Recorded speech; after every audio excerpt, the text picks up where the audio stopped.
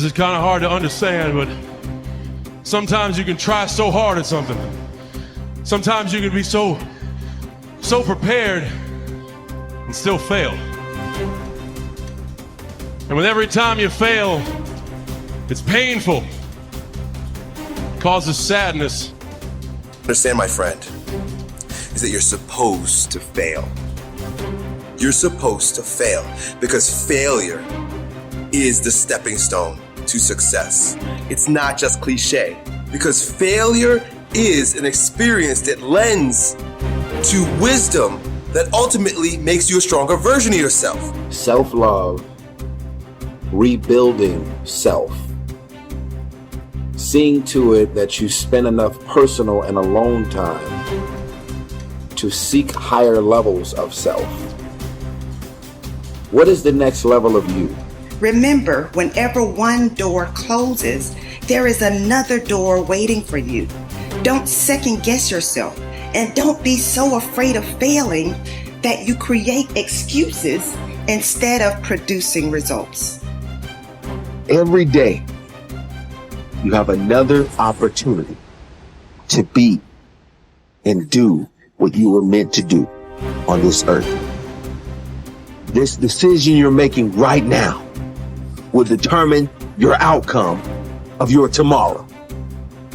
We don't have control over yesterday, but this decision that you're making right now will push you, will purge you, will drive you to have that fire down inside. There's never been a point, anytime, and there never will be, where everything is perfect. Okay? No such thing. Because life is a possibility. Because it's a possibility, it cannot be perfect. Doesn't matter what we do, there's still something more to do.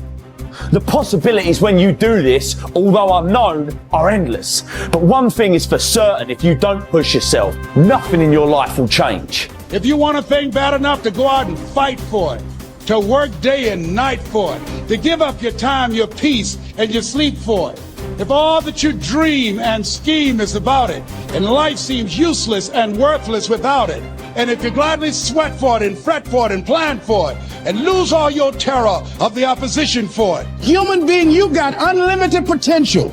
You can put effort on you, and by concentrating on you and developing you, you can transform your life wherever you are right now.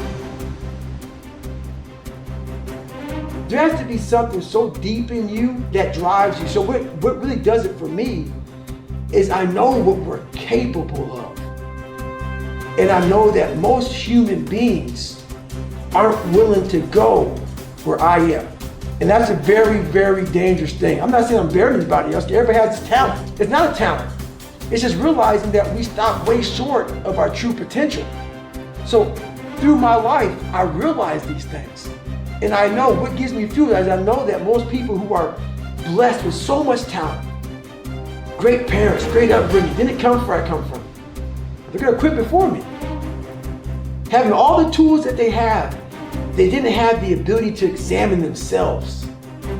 When you have everything so nice in life, it's great to have a great life. But what happens is you don't self-examine.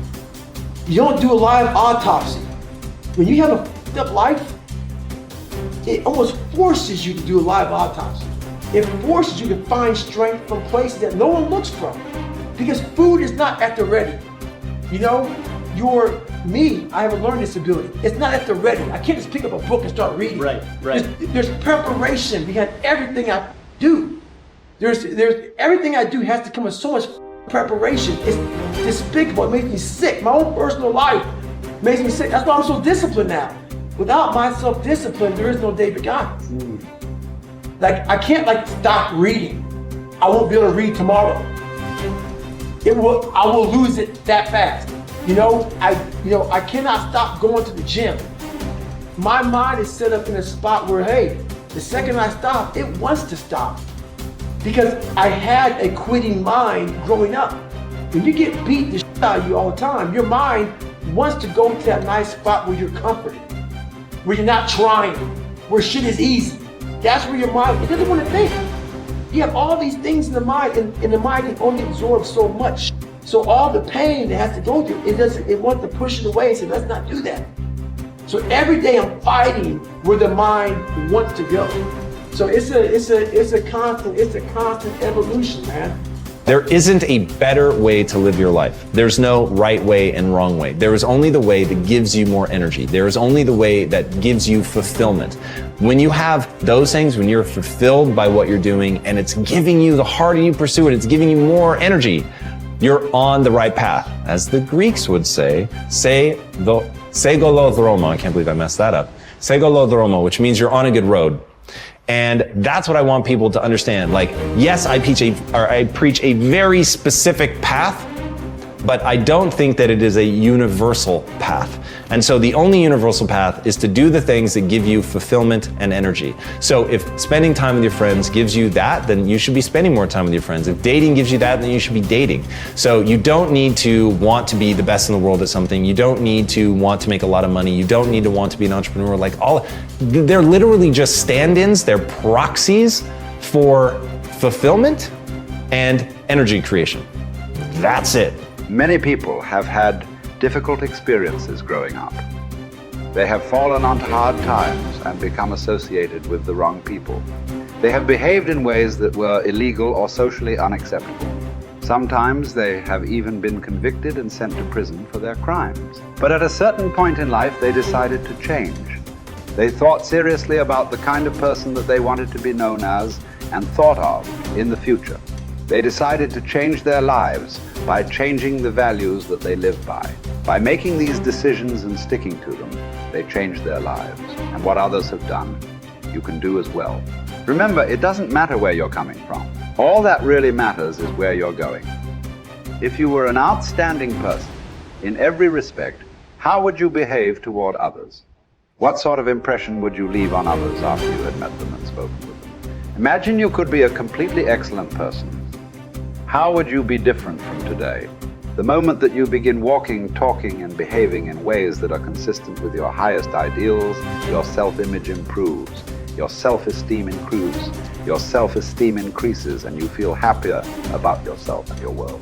For example, whenever you are complimented or praised by another person, or given a prize or an award for accomplishment, your self-esteem goes up, sometimes dramatically. You feel happy about yourself. You feel that your whole life is in harmony and that you are living congruent with your highest ideal. You feel successful and valuable. Your aim should be to deliberately and systematically create the circumstances that raise yourself. Esteem in everything you do. You should live your life as if you were already the outstanding person that you intend to be sometime in the future. Decide today to be a man or woman of honor. Resolve to tell the truth and to live in truth with yourself and others. Crystallize your values in each area of your life. Write them down. Think of how you would behave if you were living consistent with those values and then refused to compromise them for any reason. Once you accept complete responsibility for your life and for everything that happens to you, and then create an ideal picture of your perfect future and clarify your values, you are now ready to begin setting clear, specific goals in every area of your life. You are now on the launching ramp and ready to take off toward the stars. You have to work on yourself. You have to have an unstoppable attitude, and no excuse is acceptable. And you've got to make it a priority, a non-negotiable in your life, and hold a constant vision of what it is you want to achieve. See it accomplished and go all out. Find a way to win in spite of the setbacks, in spite of the disappointments, in spite of your failures. I tell people when I'm giving presentations, you will fail your way to success. I have a saying, is life knocks you down, try and land on your back, because if you can look up, you can get up.